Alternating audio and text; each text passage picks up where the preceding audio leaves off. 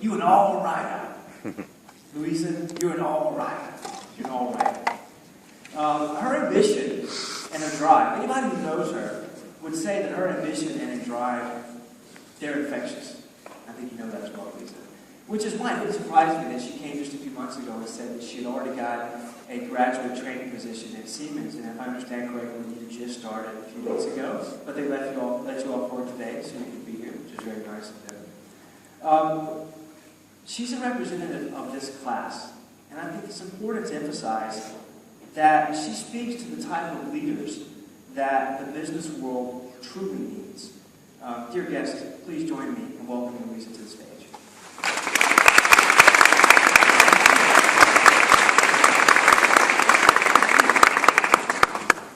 Thank you, Mark. Wow, I think my nerves just went to another level with that introduction, but I will try and deal with my shaking voice. Dear fellow graduates, dear family and friends, I want to start by just saying that I am so excited and honored and a little bit petrified to be standing before you all today on this very special day.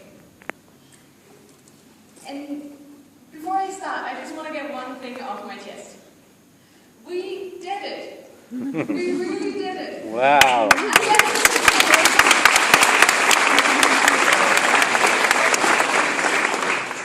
When I think about it, I feel it's so hard to fathom that we're here today. When I think about the first 6 months, I got lost in these buildings every other day. And actually, I'm still getting lost in the S building. I don't know if I'm alone in that. Also, I remember on the bachelor when I found out that philosophy of science stretched over not 1, but 3 semesters. Or more recently, when we all sank into the deep, dark, black hole that is writing a master thesis. But we're here today, and we did it. And this, according to my estimates, it took 3,300 hours of studying, 192 cups of SL coffee. Yes, I have a coffee addiction. And 12 exams, just counting the master thesis. So I think we can all agree that we've been through a lot. So what did it all mean? What do we do now? And what does the future hold for us? These are 3 huge philosophical questions that by even attempting to answer them, I am going to expose myself to ridicule. However, seeing as this is the last time we're all going to be gathered together like this, with your permission, I'm going to go for it. Following all of this, I suggest that we get drunk in Klub and forget all about life's big questions. At least until tomorrow. So looking to the past, what did it all mean? Well, beyond the certificate, I think we can all agree that we've accumulated some sort of skill. Logistics students know how to do VBA programming. Finance students understand how options and derivative works. And business intelligence students, well, to be fair, I'm still not sure what they do, but looking at the caliber of people in that class, I'm sure whatever it is, it's great.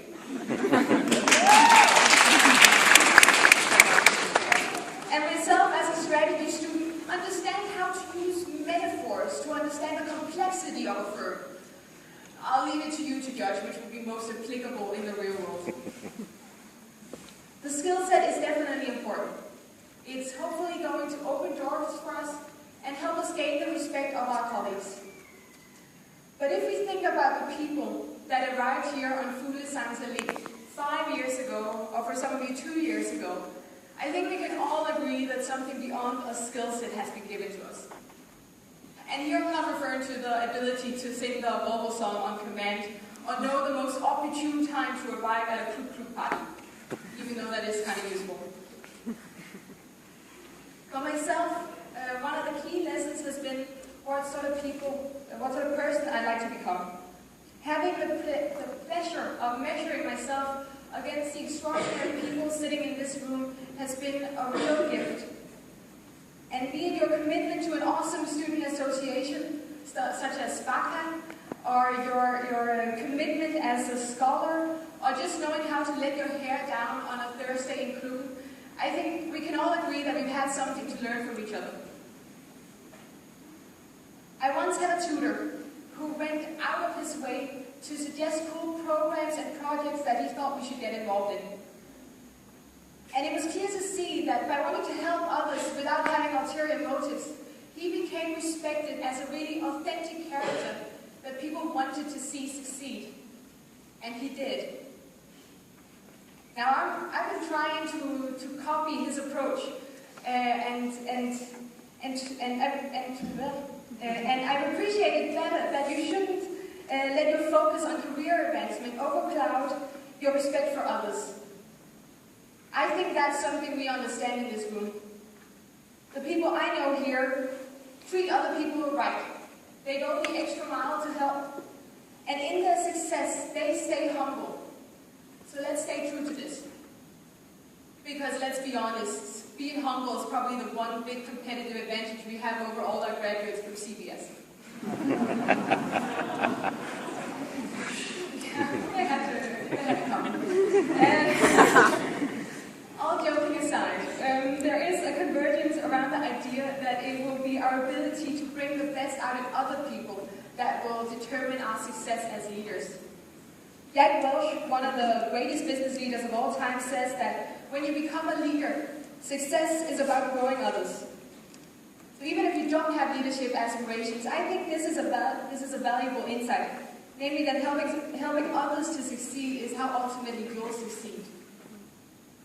Unless, of course, you're going to be working as an investment banker, in which case you should just ignore what I just said. Sorry.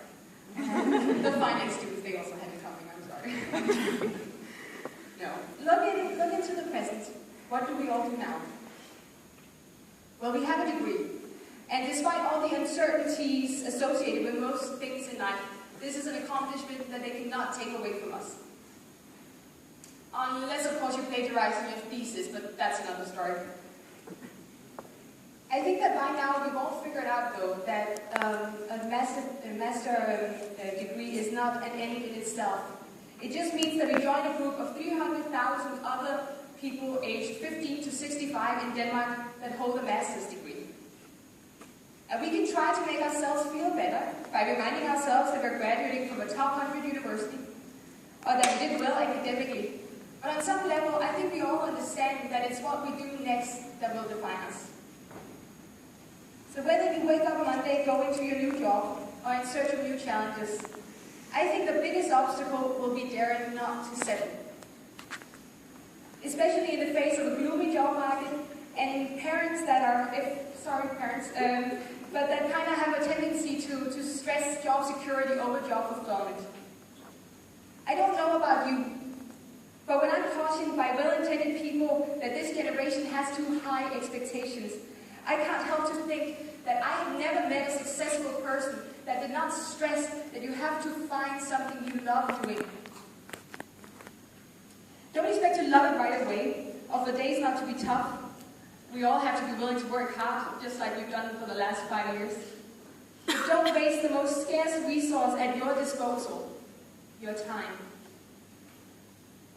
I'm not saying this because it sounded like the sort of thing you should say in a commencement speech. I'm saying it out loud because my own biggest fear is getting stuck in the wrong career, unable to recognize it, or just being too paralyzed by fear to do anything about it. I might be naive, but I just don't buy that we have to resign ourselves. And luckily, I'm backed up in this by everyone's favorite commencement speaker, Steve Jobs, who in his 2005 address to Stanford said the following: "Your time is limited. Don't waste it living someone else's life.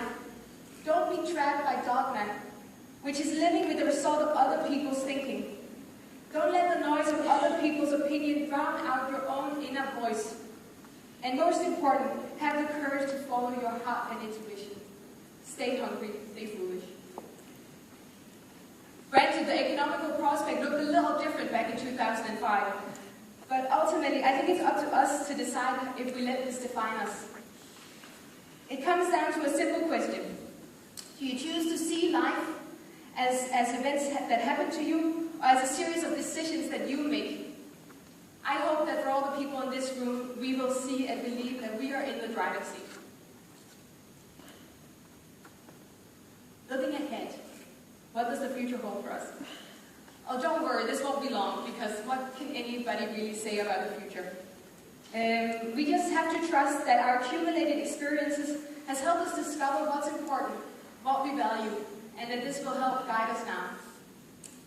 For all of us, I think the following holds true. To get a university degree, we have had to muster up a bit of curiosity, even about research method, a bit of courage, especially around all the exam times, and some grit for all those late nights working on the all-consuming thesis. Now, if we just apply these in our next ventures, I think we'll be just fine.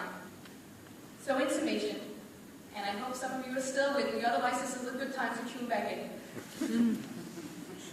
If you treat people right, own your decisions, refuse to settle, and combine this with a healthy dosage of curiosity, courage, and grit, I think the class of 2013 will go on to do great things.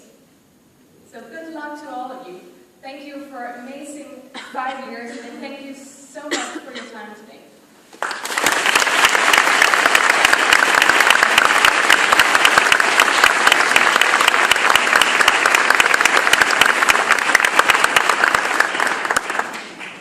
Somewhere Steve Jobs is looking down on you, smiling right now.